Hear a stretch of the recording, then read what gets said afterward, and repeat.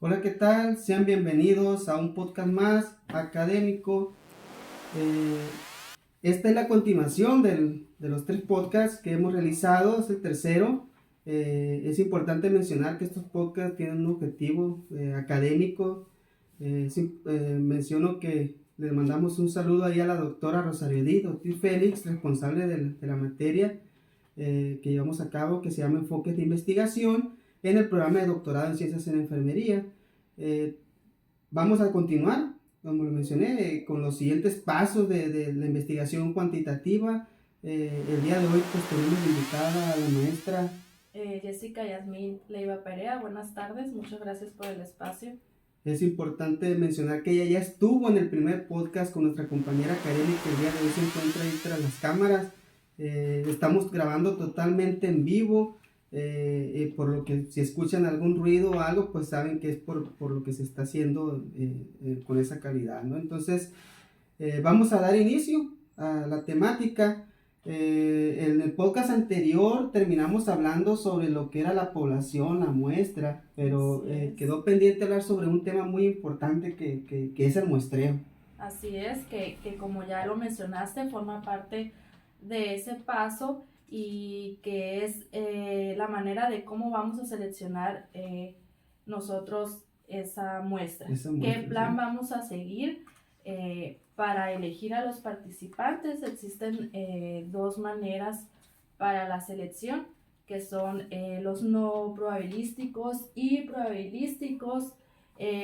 Los no probabilísticos pues se refiere a que el investigador va a elegir a los participantes por conveniencia, va a establecer unos ciertos criterios para elegir a los participantes y al contrario de lo probabilístico, que este tipo se refiere a que todas las personas tienen la misma oportunidad de ser seleccionadas, de participar en el estudio. De forma aleatoria, como dicen, o sea, la aleatoriedad pues es lo que precisamente menciona la compañera, que es que todos van a tener la misma oportunidad de ser seleccionados. Entonces existen esos dos tipos de diferencias entre lo que es el muestreo probabilístico no probabilístico. En el probabilístico, bien lo mencionas, que es seleccionado de manera aleatoria, y pues en el no probabilístico pues se selecciona ya sea por conveniencia del investigador. Entonces eso es importante, porque en ese paso pues precisamente vamos a llevar a cabo la selección de las personas ya como tal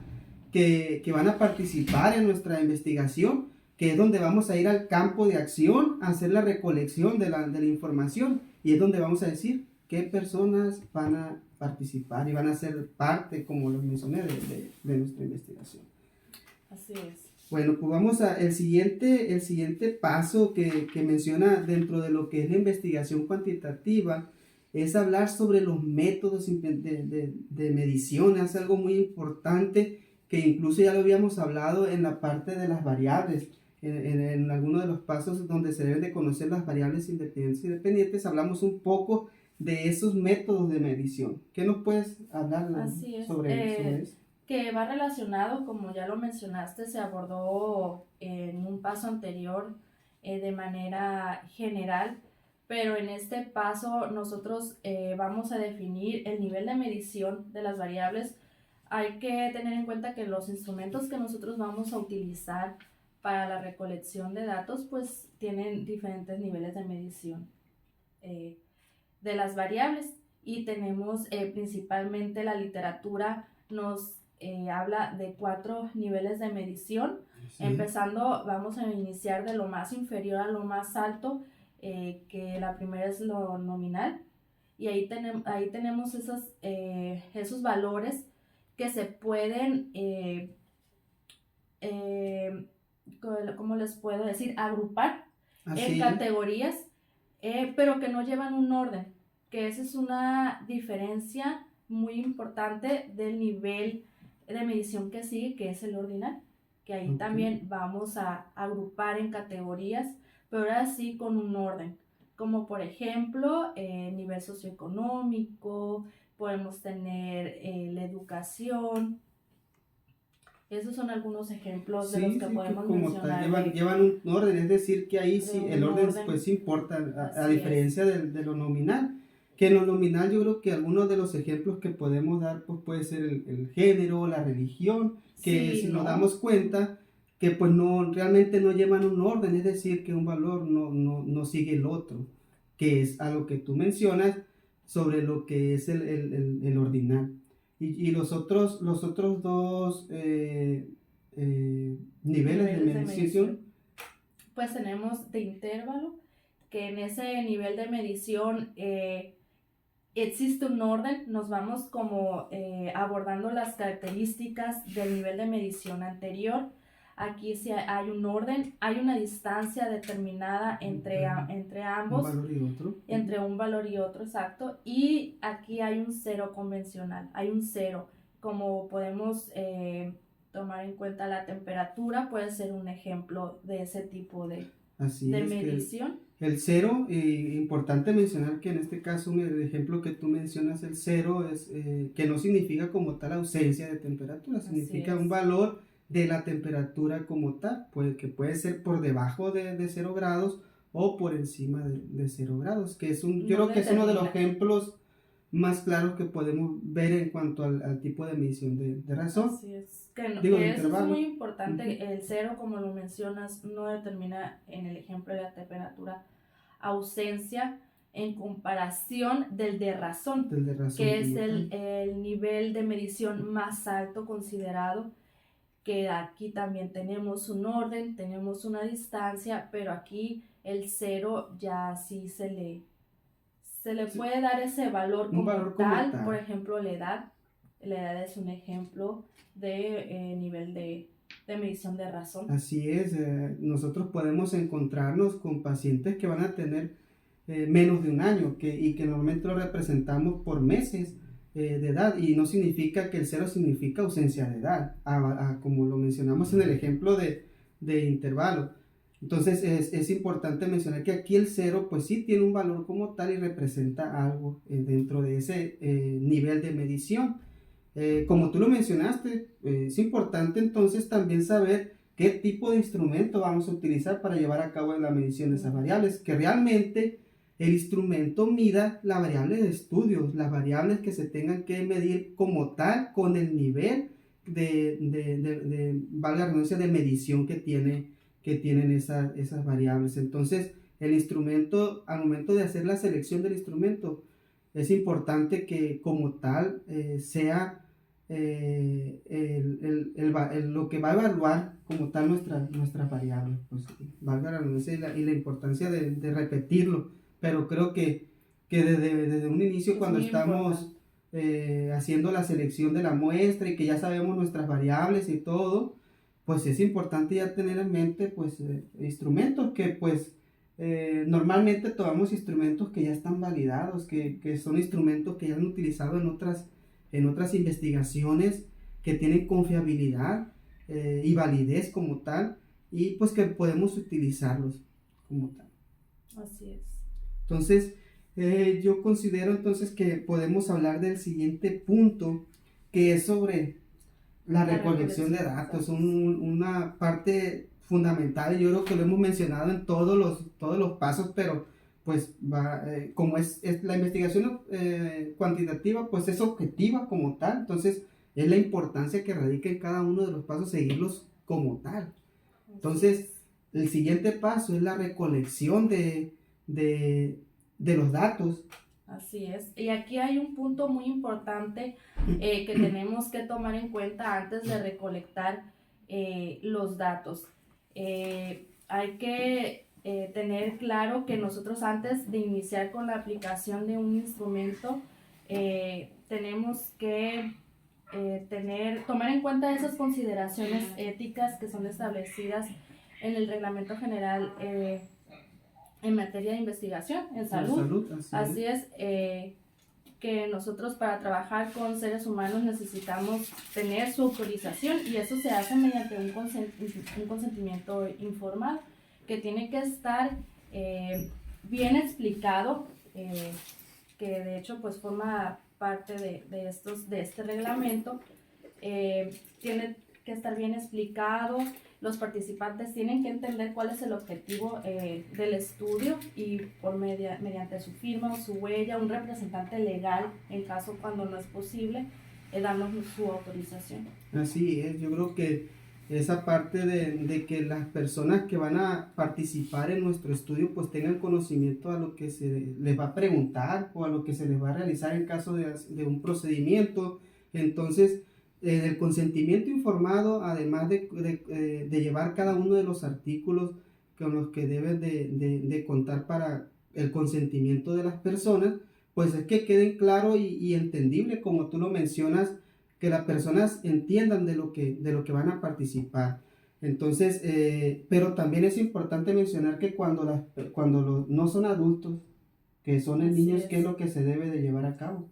Ahí se lleva a cabo un asentimiento informado, que es como el consentimiento, pero necesita en esa parte en ese tipo de poblaciones. Por ejemplo, los niños pues son menores de edad y se ocupa el asentimiento informado por parte de los padres de familia.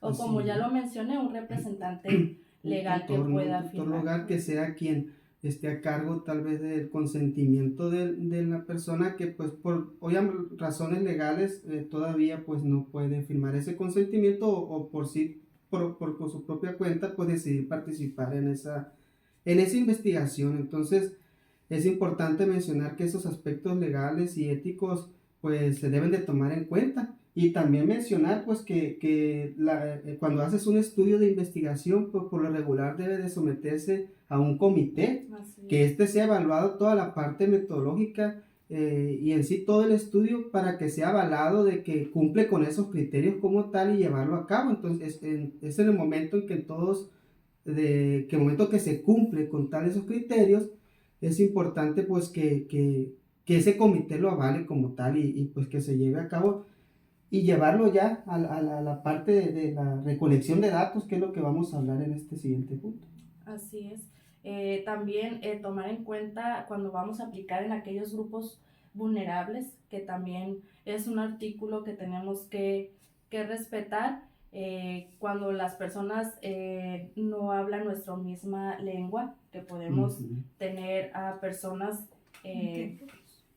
que nos pueden ayudar a contestar los instrumentos, a orientarlas a las personas a contestar los instrumentos a utilizar. Sí, yo creo que de ahí se debe dejar claro también en ese consentimiento de cómo el instrumento también puede ser aplicable o ya sea por parte del investigador, es decir, que va a ser un instrumento que el investigador va a aplicarle a la persona o que en este caso la persona lo va a contestar como tal, de acuerdo al objetivo que tenga, ¿no? O la forma del diseño del instrumento para hacer la recolección de datos. Entonces, pasando a lo que es la recolección de datos, ¿qué podemos hablar como tal en cuanto a, en lo que ya consiste en sí la recolección de la información? Bueno, en la recolección de los datos tenemos que hacer un plan, hacer un plan de la manera cómo vamos a aplicar los instrumentos. Podemos tener instrumentos de lápiz y papel, podemos tener mediciones bioquímicas. Entonces, en la recolección de datos nosotros vamos a establecer qué es lo que vamos a aplicar primero.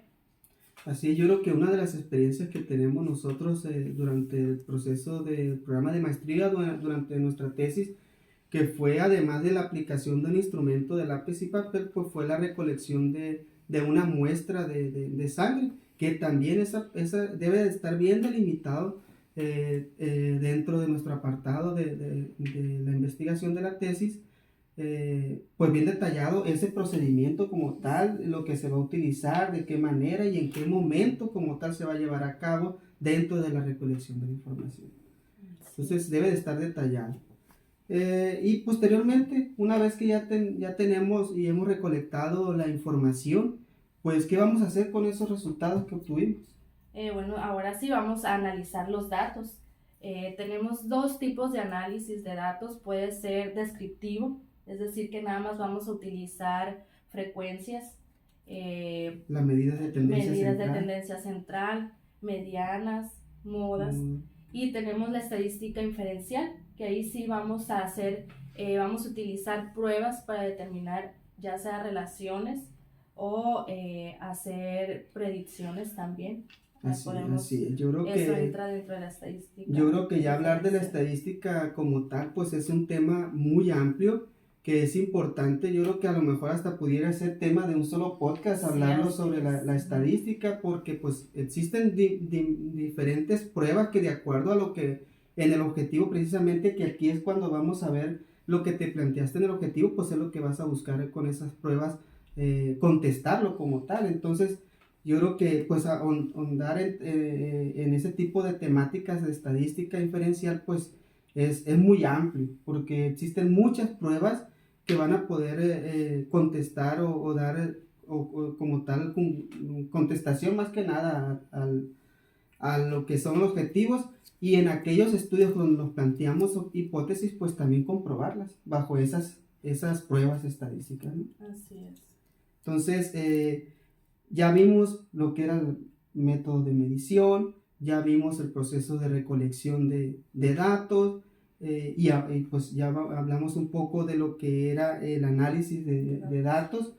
Yo creo que antes de pasarnos al siguiente punto es importante mencionar cómo vamos o qué herramientas utilizamos para llevar a cabo esa.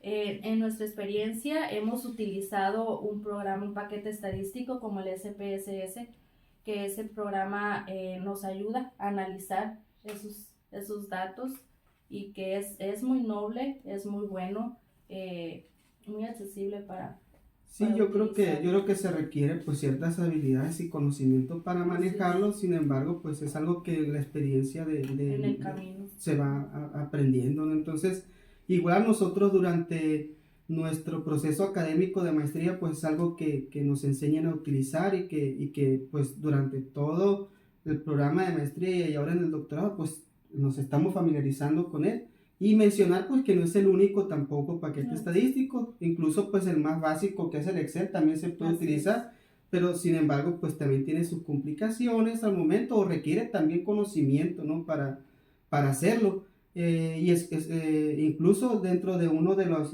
literaturas que nosotros que utilizamos, manejaban el programa de Stata, que también sirve para hacer nuestros análisis estadísticos. Y esos son por algunos que nosotros pudiéramos mencionarles, pero que al fin de que ustedes utilicen, pues les dé la certeza de que están llevando a cabo el análisis correcto de esos resultados como tal. Okay. Sí, también mencionar que en algunas universidades se puede obtener de manera gratuita, tienen esa facilidad que puedan utilizar ese.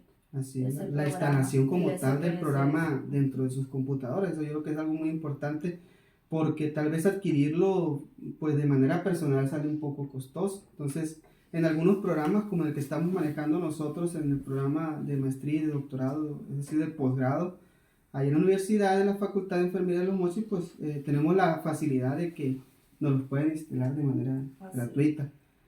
Entonces, por último, ya que hicimos la recolección de los datos, analizamos y tuvimos nuestros análisis estadístico, pues, ¿qué vamos a hacer con eso? Ahora sí, pasar a la discusión, que yo creo que es un poquito lo complicado, que se nos ha hecho complicado en nuestra experiencia, ya que ahí tenemos que interpretar esos datos que analizamos, los resultados que obtuvimos, cómo los vamos, a interpretar y a relacionar con lo ya existente. Cómo vamos a nosotros a encajar si obtuvimos diferencias con otras investigaciones, a qué podemos nosotros atribuir nuestros resultados. Así es. Sí, yo creo que coincido con lo que mencionas. Esta parte también es fundamental. Ya aquí es darle la lógica, darle como tal la interpretación a nuestros resultados, y decir qué es lo que obtuvimos como tal en nuestros resultados. Y tú lo mencionas, aquí se hace como la comparación con otros estudios que se han realizado de la temática o del problema de estudio, y buscar esas diferencias o relaciones que tal vez surgieron en nuestro estudio y con los otros estudios. y al final de cuentas el hacer esas comparaciones pues también puede dar ese aporte al conocimiento, a la ciencia en relación al fenómeno, al problema que se investigó. Y es como tal aportación que nosotros vamos a dar, valga la redundancia. Entonces, ahí creo que es una parte medular ya, porque es la parte final del estudio de investigación cuantitativa como tal, el último paso, ya de discutir y concluir con esos hallazgos. Por lo tanto, pues redunda mucho en ser hincapié en eso, en comparar nuestros resultados con los de a través de otros estudios y poder ya como tal decir qué fue lo que encontramos, ¿no? Así es. Y es muy importante también mencionar que si nos dimos cuenta al mencionar un paso, rescatábamos otro paso. Aquí no es terminar un paso y seguir tal cual con el otro. Nos dice la literatura que nos marca flechitas para el paso hacia atrás, Así ya es. que, por ejemplo, la revisión de la literatura tiene que estar presente En todos los pasos. en todos los pasos, entonces no es como tal estrictamente terminar uno, seguir el otro, podemos también abordar los siguientes. Puede ser bidireccional, Así es decir, de ir y venir. Normalmente algunos nos decían que no puede ser tal vez como una receta de cocina. Sin embargo, pues la investigación cuantitativa, como al inicio de los podcasts los mencionamos, una de sus características es que es una investigación muy objetiva, a diferencia de los otros enfoques. Entonces, sí es importante cumplir con cada uno de ellos de la mejor manera para poder ser precisamente lo más objetivo, lo más verídico en lo que se pretende investigar, lo más confiable como tal. Entonces, y yo creo que pues hasta este momento pues son los pasos que se deben de llevar a cabo en una investigación cuantitativa. Sin embargo, en algunos estudios o en algunas tesis también se menciona sobre las debilidades del estudio. ¿Tú qué consideras mencionar en ese apartado?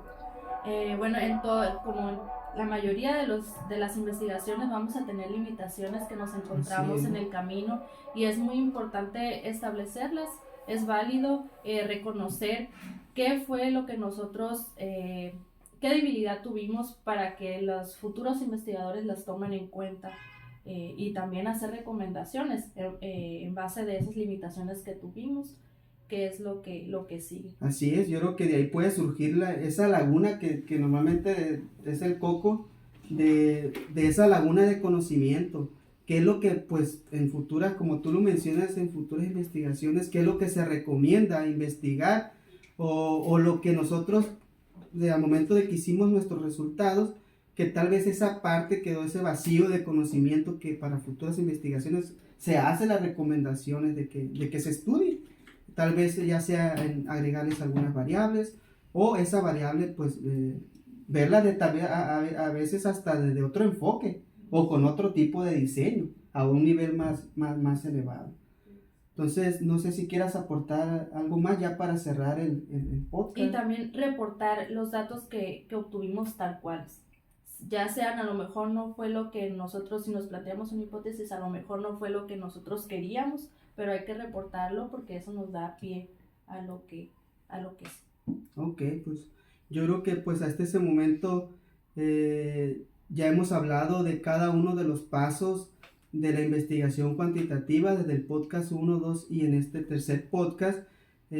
Hacerles nuevamente mención que este es un proyecto académico y que si es de tal agrado de ustedes, los que nos van a escuchar, los que nos van a ver, pues podemos realizar algún otro podcast sobre las temáticas que ya anteriormente hemos mencionado, que pues es difícil abordarlos en tan poco tiempo como es lo del análisis estadístico. Que nos escriban sus dudas, comentarios y nosotros responder en otro podcast. Vamos a dejar nuestras redes sociales para que en caso de que sea necesario, pues nos escriban, como dice mi compañera ahí, esas preguntas, esas dudas, si quieren saber algo más sobre algún tema en específico de la investigación cuantitativa, Y también, pues, en caso de que tengan ese interés de que realicemos otro tipo de podcast relacionado con un tema específico también, pues lo podamos realizar. Y pues este sería todo. Agradecemos la invitación también a Carely, como les mencioné, que está detrás de las cámaras en esta ocasión. A la compañera Jessica, que también fue parte de este proyecto académico, y un servidor, pues les damos las gracias. Esperemos que sea de su agrado cada uno de los podcasts que hemos realizado, que sea, además de su agrado, pues que quede un impacto y una aportación como tal para cuando quieran realizar una investigación cuantitativa. Entonces, pues de nuestra parte sería todo. Muchas gracias y nos vemos en un próximo podcast. Bye.